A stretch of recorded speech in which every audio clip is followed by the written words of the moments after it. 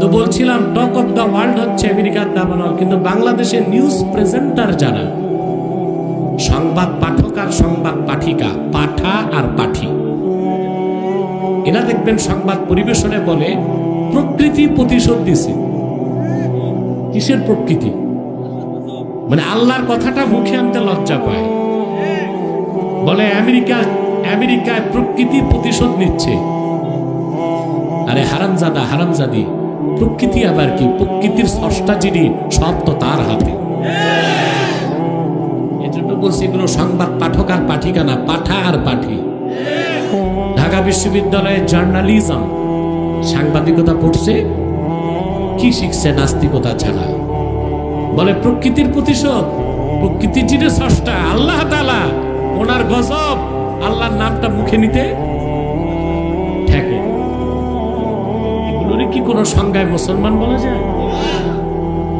সেজন্য আল্লাহ তাআলা কাফের মুশরিক অবিশ্বাসীদেরকে কোরআন কারীমে বলেছেন, উলাইকা কাল আনআমি বাল হুম আদাল উলাইকা হুমুল গাফিলুন। কাফের মুশরিক অবিশ্বাসী সংশয়বাদী নাস্তিক এবং অস্বীকারী চতুষ্পদ জানোয়ার সদৃশ, বরং তার চেয়ে নিকৃষ্ট।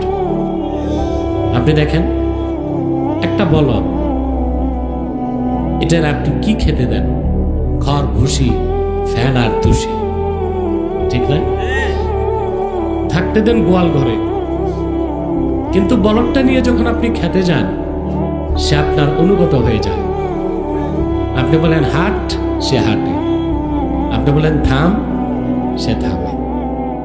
আপনি সামান্য একটু তাকে খাদ্য দিচ্ছেন, থাকার ব্যবস্থা করে দিচ্ছেন, সে আপনার কৃতজ্ঞতা স্বীকার করছে।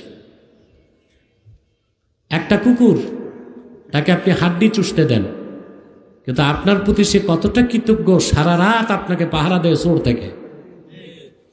একটা বিড়াল, ওরে 2-4 বার বাটিতে দুধ খেতে দিবেন, ও আপনার পেছন ছাড়বে না।